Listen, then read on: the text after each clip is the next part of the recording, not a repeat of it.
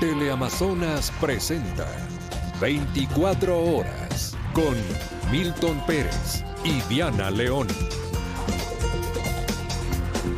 Buenas noches con todos, bienvenidos. El caso Sinohydro entra en etapa de juzgamiento con más de una veintena de procesados, entre ellos el expresidente Lenín Moreno. Hoy terminó la audiencia de formulación de cargos. Hola, Diana. Hola Milton, amigos, muy buenas noches. Y en otro tema, seguimos recorriendo las sedes de la TRI para el Mundial de Fútbol. Hoy Ale Boada y Hugo Quintana nos informarán desde Nueva York. Ya les contamos. Empezamos con el caso Sinohydro. Con 6 procesados más, ya finalizó la audiencia en el caso Sinohydro. El juez Olavo Hernández resolvió sobreseer a una acusada. Tras negar pedidos de ampliación y aclaración, el magistrado ordenó que se proceda con el sorteo del tribunal para la etapa de juicio.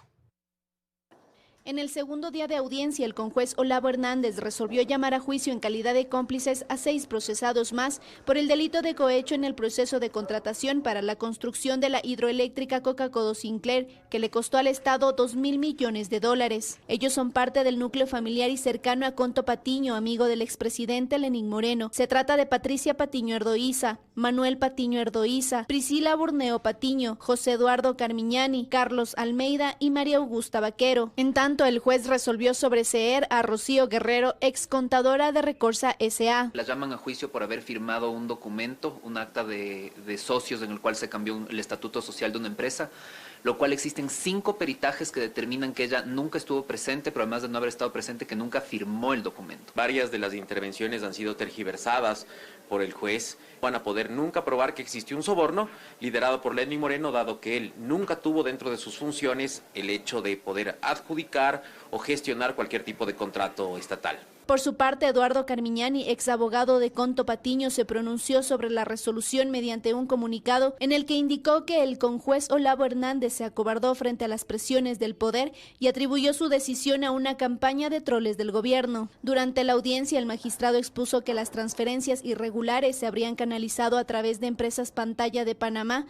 como Recorsa S.A. e INA Investment Corporation, con la influencia de Conto Patiño y su núcleo familiar. Su auto de llamamiento a juicio es equivocado. Lo correcto era el sobreseimiento y argumentos que presentaremos en la audiencia de juicio. Quedará claro, evidente, que nuestro representado es inocente. Esta fase queda con 7 procesados llamados a juicio como autores directos, entre ellos del expresidente Lenín Moreno, 14 como cómplices, entre los que están la esposa, hija, 2 hermanos y cuñada del expresidente Moreno, y 3 sobreseídos. Con esto, el juez ordenó que se proceda con el sorteo del tribunal para la etapa de juicio en este emblemático caso de corrupción en el que se movieron $76 millones en coimas. María Fernanda Utreras, Teleamazonas. La Corporación Eléctrica del Ecuador denuncia a la contratista Austral Technical Management por delincuencia organizada. La empresa uruguaya, que recibió más de $70 millones, no ha entregado la obra y abandonó las instalaciones de la termoeléctrica en Esmeraldas. Con un arbitraje de emergencia que favoreció a la contratista fallida Austral Technical Management, la Corporación Eléctrica del Ecuador está a la espera de la resolución de un arbitraje de fondo ante la Cámara de Comercio de Quito. Si bien se trata de un arbitraje propuesto por la empresa, el Estado ecuatoriano podría revertirlo, asegura el abogado Luis Alberto Andrade. Si es que existen todos los elementos por parte del Estado ecuatoriano o de la empresa pública, en este caso particular, que demuestren que el Estado ha cumplido con todos los requisitos legales y que el incumplimiento nace natural y particularmente del contratista en este caso, no tendríamos por qué perder estos arbitrajes. No obstante, Selec se propone buscar otras formas de reparar el daño causado por ATM al cumplirse un año del incumplimiento de operar los generadores del proyecto termoeléctrico Esmeraldas 3, hoy abandonado. ATM es la firma que recibió casi $72 millones. Abandonó la central en Esmeraldas hace 2 meses, sin concluir su trabajo, y desde esta semana enfrenta una denuncia por delincuencia organizada presentada por la estatal Selec. Los incumplimientos están a la vista. La empresa, que tampoco tenía oficinas en nuestro país, retiró a su personal y ahora el Estado busca responsables. Al no ser el único caso en el que el Estado ecuatoriano ha entregado millones de dólares a cambio de nada, los expertos sugieren mejorar los filtros a la hora de buscar contratistas y proveedores. La selección de los proveedores tiene que ser altamente compleja en el sentido de poner requisitos y estándares que permita al proveedor demostrar primero la idoneidad y la capacidad de ejecutar. Caso contrario, los proveedores en sí mismos podrían, ante la imposibilidad de ejecución, como está pasando, desaparecer del país y que exista un perjuicio económico de más de 70 millones para los ecuatorianos. A esto se suma la reciente renuncia del administrador de este contrato por parte de SELEC, José Estupiñán, quien en su carta asegura que ha recibido presiones y hostigamiento durante los 15 meses de su gestión, que los niveles de estrés en el manejo de este contrato han afectado gravemente su salud y que ha recibido amenazas por parte de la empresa ATM. Una firma uruguaya que aterrizó en el país con la oferta de generar 91 megavatios. Sin generar uno solo, cobró $72 millones y se fue.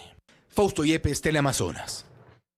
Ecuador deberá indemnizar a la petrolera estadounidense Chevron con $220 millones por violar el Tratado Bilateral de Inversiones. La Procuraduría General del Estado calificó el fallo como histórico, pues el monto de indemnización se redujo en 93%. Se trata de un fallo que marca el desenlace de un conflicto con décadas de historia. Finalmente, un tribunal de arbitraje de La Haya determinó el monto de la indemnización que el Estado ecuatoriano debe pagar a la petrolera estadounidense Chevron por el laudo que perdió en el año 2018. En el año 2018, la Corte Permanente de Arbitraje en La Haya indicó que había una violación al Tratado Bilateral de Inversiones entre Estados Unidos y Ecuador e indicó que había una denegación de justicia y una afectación a Chevron. Y además indicó un tema importantísimo. Dijo que no se podía ejecutar en el derecho internacional la sentencia dictada por los jueces ecuatorianos. Habían indicios de fraude en las sentencias. Tras perder el caso, Ecuador solo estaba a la espera de conocer el monto de la reparación. Según la Procuraduría General del Estado, Chevron exigía $3.350 millones con intereses. El propio presidente Daniel Noboa, semanas atrás, señalaba que el cálculo del Estado era de cerca de $800 millones e incluso se colocó este rubro en la proforma presupuestaria. Sin embargo, el tribunal definió que la indemnización era de 220 millones, es decir, 93% menos de lo pretendido. Fallo histórico en beneficio del Ecuador en caso Chevron, éxito rotundo de la Procuraduría General del Estado en tribunales internacionales que le ahorra al país más de 3.130 millones de dólares. Sin embargo, el monto sigue siendo un duro golpe para la economía del país y además, a decir de juristas, representa una lección para el sistema judicial. Para todos los jueces, porque muchas veces, inclusive en las más altas cortes, la Corte Nacional de Justicia, la propia Corte Constitucional, tenemos la falsa percepción de que ahí acaban los procesos. Y muchas veces, como ha pasado en varias ocasiones en la historia del Ecuador, se ha llegado a arbitrajes internacionales o a cortes internacionales que han ordenado la indemnización de daños y perjuicios. Y los funcionarios, tanto administrativos como judiciales, tienen que tener en mente siempre que puede haber repetición. Ahora resta esperar por otra parte del proceso. Se trata de las costas de arbitraje, un nuevo monto que deberá asumir el Estado ecuatoriano y que se podría conocer el próximo año. Belén Merizalde, Teleamazonas. La primera reunión del Consejo Nacional de Salarios terminó sin consensos. Sin embargo, el ministro de Trabajo, Harold Burbano, asegura que el incremento del salario básico para 2026 será de entre 11 y 15 dólares.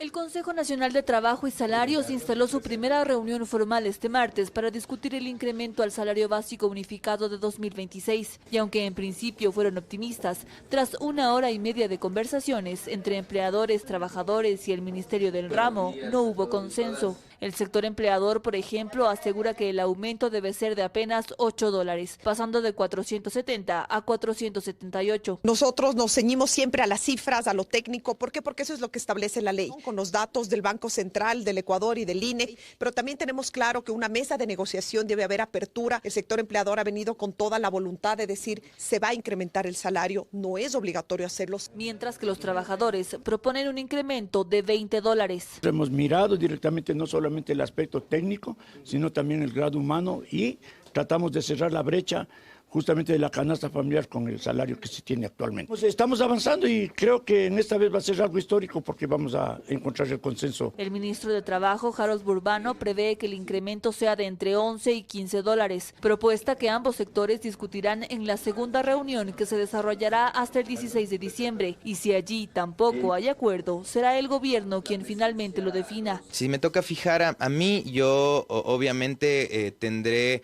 el tope más alto de cuál es nuestra perspectiva. No solamente que el salario básico suba, tenemos que trabajar, valga la redundancia, con otro tipo de incentivos, tanto para el sector empresarial como para el sector de los trabajadores, que promuevan la formalización del trabajo. El nuevo valor del salario básico unificado se conocerá máximo hasta el 20 de diciembre y entrará en vigencia desde el 1 de enero de 2026. Lucía Clavijo, Teleamazonas.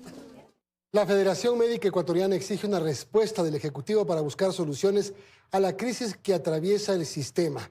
Cuestionan que en este gobierno han pasado 6 ministros sin experiencia y que la declaratoria de emergencia no arroja resultados.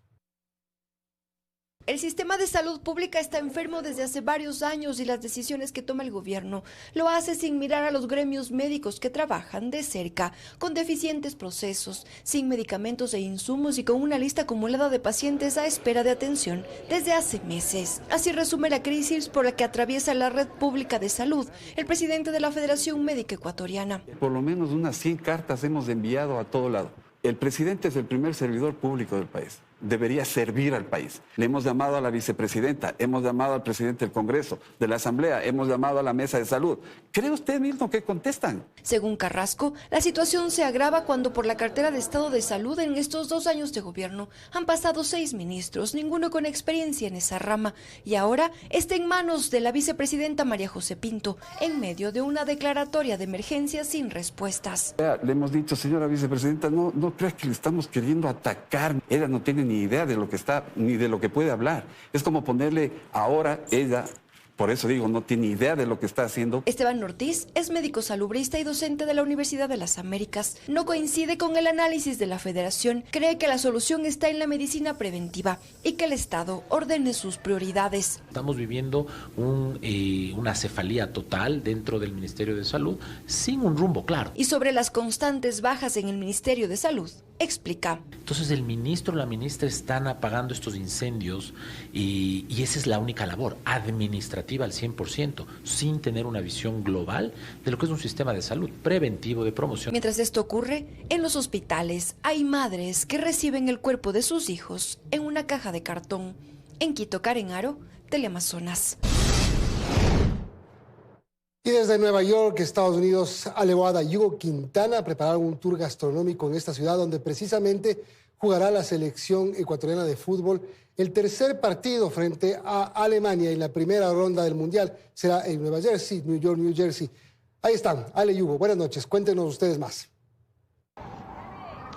¿Qué tal? Muy buenas noches. Los saludamos desde New York, porque en New York, New Jersey es otra de las sedes donde se va a jugar la Copa del Mundo el próximo año y donde va a jugar la tricolor en el estadio MetLife. Pero estamos en uno de los puntos seguramente en el mes de diciembre más fotografiados de New York. Así es, del Rockefeller Center, rapidísimo les contamos un poco de este árbol que mide más de 23 metros. Fue encendido este 3 de diciembre con la presencia de cantantes como Marc Anthony, Michael Bublé. Tiene 50,000 luces LED y la estrella en el tope mide más de 900 libras. Y elaborada por una importante marca de joyería, así que sabemos que va a tener un elevado costo también la fabricación de este árbol, que como decía, es uno de los puntos seguramente más fotografiados en el mes de diciembre, cuando ya el ambiente se pone navideño. Pero estamos acá precisamente porque, como decíamos, es una de las sedes del Mundial. No solamente va a jugar Ecuador en el estadio MetLife de New Jersey, sino que se van a jugar varios encuentros, entre ellos la gran final de la próxima Copa del Mundo. Y en ese estadio también, por ejemplo, en julio se jugó la final del Mundial de Clubes. Ahí, en ese estadio, Moisés Caicedo fue campeón mundial con el Chelsea. Tiene una capacidad para poco más de 80,000 espectadores. Y hablando de ambiente, nosotros como equipo de avanzada les estamos mostrando a ustedes los distintos ambientes o las cosas que puede hacer en cada una de las sedes donde jugará la Tri. En esta ocasión hemos preparado un tour gastronómico. Nos hemos puesto la camiseta para probar las cosas más ricas y a ver cuánto cuesta. Ya estamos en Nueva York. Y arrancamos con la ruta gastronómica. Primera parada, Joe's Pizza. Aquí la pizza donde se grabó Spider-Man 2. Y por supuesto la fila está larga, pero la pizza está buena. Spanish, yeah. 3 slices de pepperoni, por favor. Sí. Salta a la cancha. La coges, la doblas. Ya. ¿Qué tal está? Muy buena.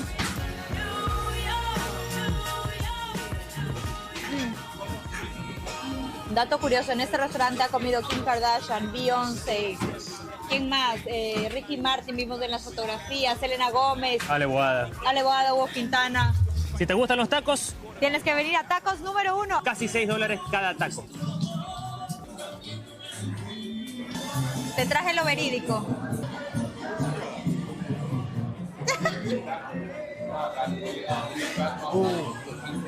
Muy fuerte. A ver, ahí voy yo.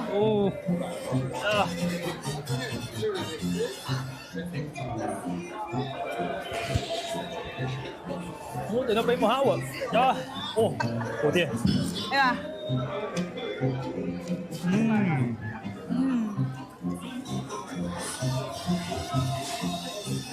Siguiente parada, las hamburguesas favoritas de Bad Bunny. 7th Street Burger. Vamos a probar qué tal. Salud.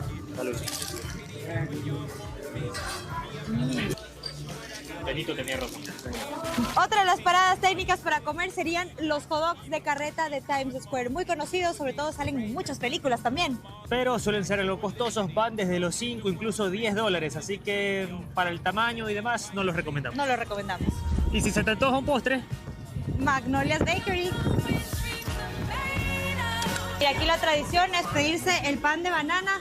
Ya nos pedimos en tamaño pequeño, vamos a ver cuánto nos cuesta. Momento de la verdad, ahí está el banana pudding. A ver.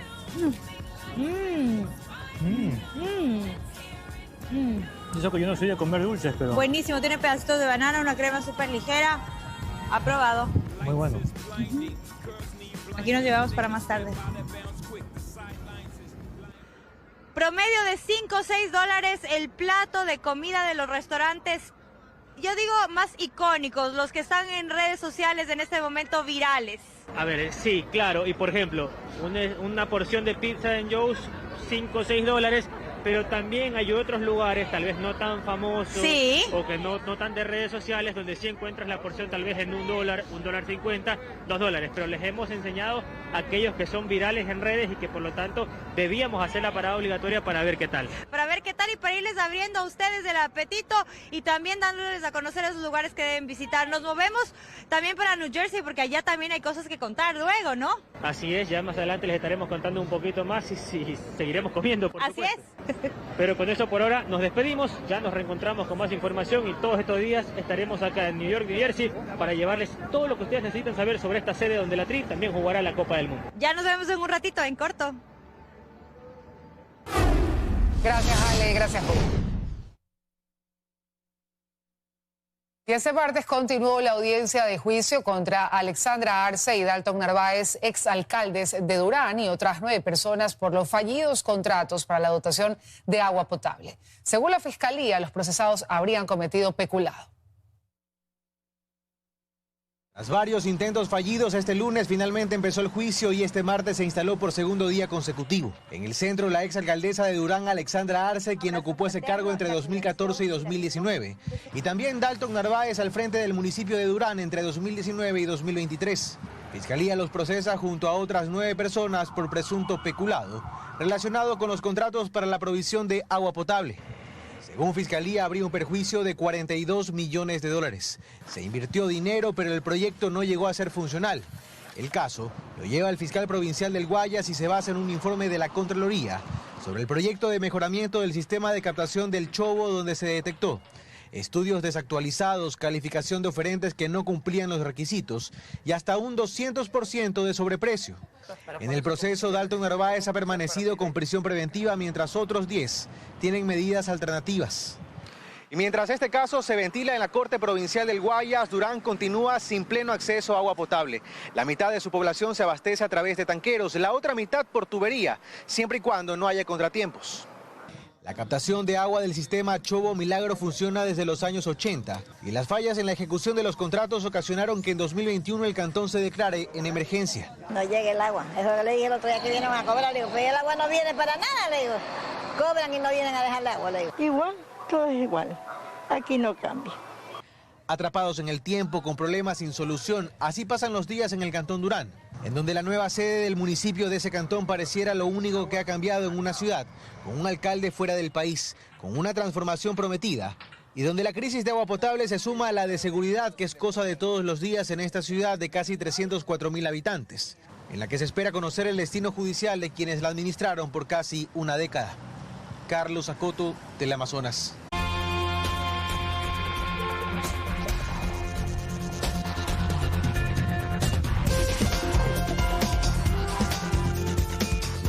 Seguimos con más noticias. Los presidentes de la Corte Constitucional y la Corte Nacional de Justicia firmaron una declaración conjunta sobre la independencia judicial. Señalaron que no es necesario destruir las instituciones para generar confianza en la ciudadanía. Se trató de un acto rápido. Los presidentes de la Corte Constitucional, Joel Escudero, y de la Corte Nacional de Justicia, José Swing, firmaron la mañana de este martes una declaración conjunta sobre la independencia y el fortalecimiento de la justicia. Quiero que la ciudadanía sea testiga de la suscripción de esta declaración. Las dos altas cortes del país unidos por una causa común, la independencia de la administración de justicia. Si la justicia funciona, la seguridad jurídica está garantizada. Si hay seguridad jurídica, obviamente también habrá paz social y habrá condiciones adecuadas para el desarrollo. Sin mencionar al Ejecutivo, con el que la confrontación ha sido evidente, el presidente de la Corte Constitucional señaló la necesidad que tiene el país de reconstruir las relaciones entre las instituciones. No es necesario destruir las instituciones para mirar hacia el futuro. Es fundamental identificar sus debilidades para poderlas fortalecer. Ambos recalcaron que este es un primer paso para recuperar la confianza de la ciudadanía. Con la firma de este compromiso, de este acuerdo, señor presidente, la justicia en el Ecuador tiene que verse beneficiada para que finalmente se genere confianza ciudadana en la justicia, en todos los niveles, en todos los rincones del país. Además, se anunció la creación de una comisión de diálogo interinstitucional con acompañamiento internacional, a la cual esperan asistan otras entidades de justicia para buscar los mecanismos que permitan mejorar la calidad del sistema judicial en el país. Belén Merizalde, Teleamazonas. La audiencia del caso Malvinas se volvió a suspender con contradicciones y disculpas por verdades a medias. La Fiscalía apunta a declarar a los 16 militares como autores directos y a uno como cómplice de la desaparición forzada de los 4 menores. Fueron nuevamente más de 7 horas de audiencia las cumplidas en la sesión de juicio número 15, en el proceso de investigación que se sigue por la presunta desaparición forzada de 4 menores de edad en el caso de las Malvinas. La audiencia, que se desarrolló nuevamente por vía telemática, convocó de forma presencial a los padres de las víctimas en la oficina del Comité Permanente por la Defensa de los Derechos Humanos. Y aquí, al preguntar cómo observan el proceso en esta fase decisiva, Ronnie Medina asegura que le llama altamente la atención las contradicciones y las verdades a medias que se han dado en esta etapa del juicio. Hay una foto donde los chicos están tirados, los tienen tirados en el piso. Yo veo que están maltratados, pero todavía están con la ropa. Y un militar está con un fusil así, como apuntando. ¿Se ve clarito? No, en la cabeza no. El padre de Steven Medina, una de las víctimas en este caso, también cuestiona las contradicciones, por ejemplo, en el lugar donde fueron abandonados los niños y la intención que se tuvo al abandonarlos en una jurisdicción lejana de donde fueron detenidos. No hubieran querido hacer daño, ¿qué hubieran hecho? Les hubieran dado una llamada o los hubieran dejado en un UPC o qué sé yo, pero ellos los dejaron, según ellos, botados. Como parte de la recta final de esta diligencia, se receptaron los alegatos finales de los abogados de 11 de los 17 involucrados en este caso. Se faltan 6 testimonios. De esos 6 testimonios, faltarían solamente el de los 4 cooperadores eficaces. Así como parte de este caso, la Fiscalía busca acusar a 16 militares como autores directos de la desaparición forzada de los 4 menores de edad y a un coronel procesado como presunto cómplice. La audiencia de este caso se suspendió a las de 18 horas y será el día jueves que se le dé hora y fecha para una nueva reinstalación. Según la defensa de las víctimas, se espera que antes de Navidad se tenga una sentencia favorable. Astrid Singh de Teleamazonas. El operativo Apolo 13.0, ejecutado en varios cantones de Guayas, dejó 9 detenidos, entre ellos un agente de la Comisión de Tránsito del Ecuador. Además, 2 personas secuestradas fueron liberadas. La Policía Nacional realizó intervenciones en varios cantones de la provincia del Guayas, como parte del operativo denominado Apolo 13.0.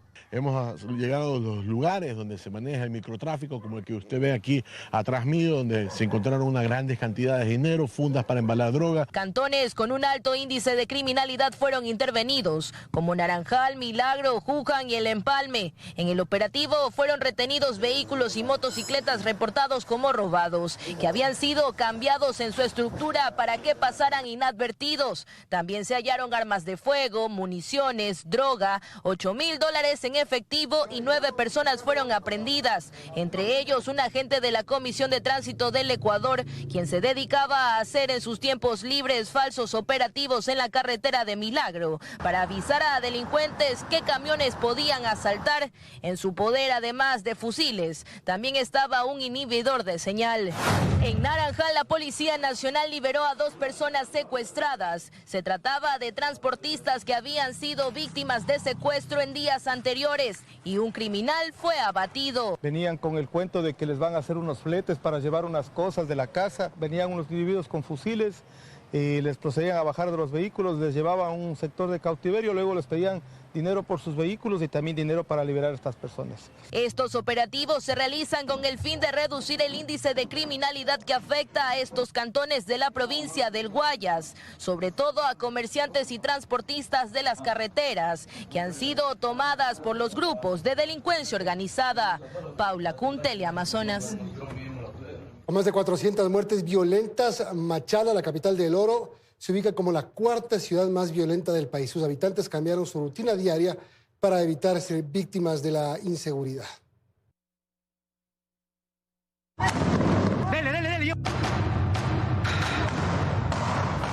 Machala vivió su 4ª masacre carcelaria en este 2025. Este hecho violento incrementó el temor y el miedo de los habitantes de la ciudad orense. Es terrible. Es andar con miedo en las calles. Sí, oiga, uno ya sale. Aquí no puede estar hasta las 6 de la tarde nada más. El sector comercial también se ve afectado. Manuela Ruiz cambió su horario de trabajo mientras Bolívar Arizabala optó por reforzar la seguridad para aprovechar las pocas horas productivas. Oiga, yo me salgo a las 8 hasta las 6. Delincuentes, así ya no hay cómo salir. Y la policía ya se avanza porque la delincuencia se ha tomado Machala. Los grupos terroristas han acaparado 8 de las 17 parroquias de este cantón. Las Catias, Cristo del Consuelo, 9 de mayo, El Cambio, Páez, 19 de noviembre, Wilson Franco y Puerto Bolívar son los sectores que registran al menos un asesinato al día. En lo que va del 2025, Machala registra más de 400 muertes violentas, 130 asesinatos más de los registrados en los 2 últimos años. En la estadística queda que noviembre fue el mes más violento de la capital orense. Incluso la Policía Nacional confirma que Puerto Bolívar es el punto más conflictivo de Machala. En este lugar se han decomisado armas, explosivos y drones. Objetos que están utilizando estos grupos organizados para causar zozobra y mantener el malestar justamente de estas personas que son objeto de extorsiones en los diferentes sectores de aquí de la ciudad. Su salida al mar permite a los narcotraficantes desplazar droga, armas y dinero de forma ilegal. Erika Vera, Teleamazonas.